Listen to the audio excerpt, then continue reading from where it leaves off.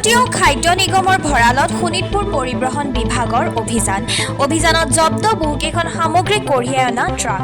একাংশ লোকে এই ভঁৰাললৈ সামগ্ৰী কঢ়িওৱাৰ নামত চৰকাৰী ৰাজহ ফাঁকি দি আহিছে লাখ লাখ টকা।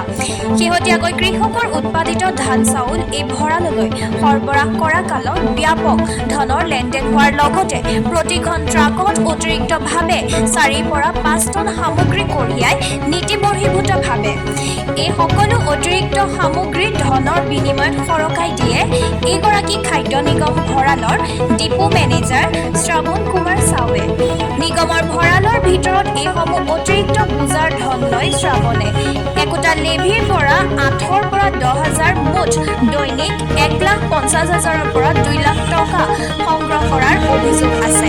আজি পৰিবহণ বিভাগে অভিযান চলাই জব্দ কৰে বহুকেইখন ট্ৰাক। আমি প্ৰায় একেলেঠাৰে 13খন গাড়ী চেক কৰিলোঁ। তাৰে 2খন গাড়ী নমিনেল অভাৰলোড আনিছে। আমি 2খন এতিয়া লৈ যাম ইয়াৰ পৰা।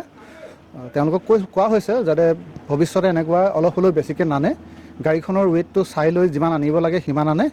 আৰু কাৰণ অভাৰলোড হ'লে ৰাস্তাৰ পৰা আৰম্ভ কৰি গাড়ীখনৰ কণ্ট্ৰলৰ পৰা আৰম্ভ কৰি বিভিন্ন সমস্যা হ'ব পাৰে, পথ দুৰ্ঘটনা বাঢ়িব পাৰে। সেইকাৰণে আমি তেওঁলোকক কাউন্সেলিঙো কৰিছোঁ আৰু অভাৰলোড গাড়ী দুখন আমি এতিয়া চিজ কৰিম। মানে কথা হ'ল কি, তথাপিতো আমি তেওঁলোকক ৱাৰ্ণিং এটা দিছোঁ, যেতিয়াই আমি পাওঁ ৰাস্তাততো তেওঁলোকে চলিবই লাগিব। মাল অভাৰলোড আনি থাকিলে ৰাস্তাত আমি তেওঁলোকক ধৰি চিজ কৰি বিহিত ব্যৱস্থা ল'ম, যিটো চৰকাৰী ফাইন হয় যেনেধৰণে তেনেকৈ কৰি ল'ম।